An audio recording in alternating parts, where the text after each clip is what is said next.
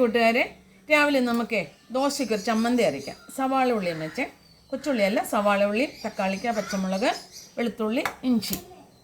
അപ്പോൾ ഞാൻ വഴറ്റാനായിട്ട് തവ വെച്ചിട്ടുണ്ട്. സ്റ്റൗ കത്തിച്ച് എണ്ണ ഒഴിക്കുവാണ്. ഒരു തക്കാളിക്ക എടുത്തിട്ടുണ്ട്.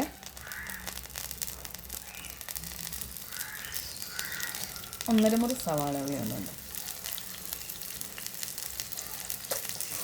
അതിനോട് ചെറിയ ഒരു പീസ് ഇഞ്ചി, വെളുത്തുള്ളി, 3 പച്ചമുളക് എടുത്ത്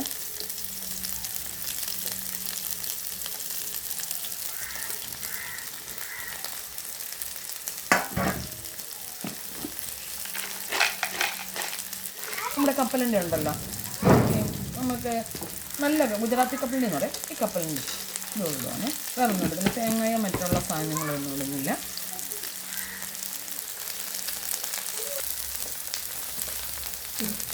എല്ലാം ഉള്ളി ഒന്ന് വഴണ്ട് വരുന്നുണ്ട്.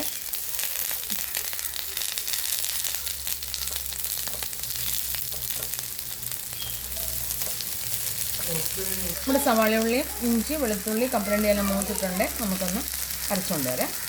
സ്റ്റൗ ഓഫ് ആക്കിയിട്ടുണ്ട്. ചമ്മന്തി ഞാൻ അരച്ചുകൊണ്ട് വന്നിട്ടുണ്ട്. ഉപ്പിടുവാണ്.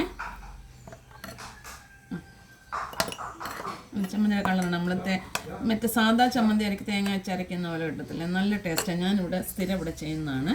കാരണം വെളിത്തേങ്ങയ്ക്കൊക്കെ വലിയ വിലയല്ലേ. കടലപ്പൊരി ആണെങ്കിലും പറ്റും. പിന്നെ ഇന്ന് കാര്യമുണ്ട്, നമുക്കിതിൻ്റെ ബാലൻസ് ഇച്ചിരി വന്നാലും ഒരു തക്കാളിക്കോ പച്ചക്കറി വെക്കാനോ ഒക്കെ നമുക്കിത് എടുക്കാൻ പറ്റും. കുഴപ്പമൊന്നുമില്ല. കളയേണ്ട ഒരു അവസ്ഥയും വരുന്നില്ല.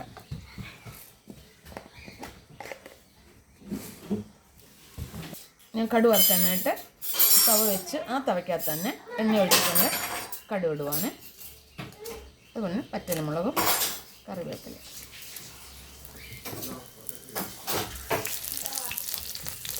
കടുക് ഇട്ടിട്ടുണ്ട്.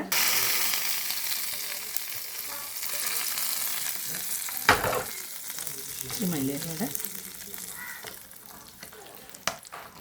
നല്ല ചമ്മന്തി അല്ലേ. അപ്പോൾ എല്ലാവർക്കും ചമ്മന്തി ഇഷ്ടപ്പെട്ടാലേ ലൈക്ക് ചെയ്യാനും ഫോളോ ചെയ്യാനും ഷെയർ ചെയ്യാനും മറക്കരുത് കേട്ടോ. നോക്കട്ടെ ഉപ്പുണ്ടോന്ന്. ഉപ്പൊക്കെ ഉണ്ട്. സൂപ്പർ ചമ്മന്തി, സൂപ്പർ.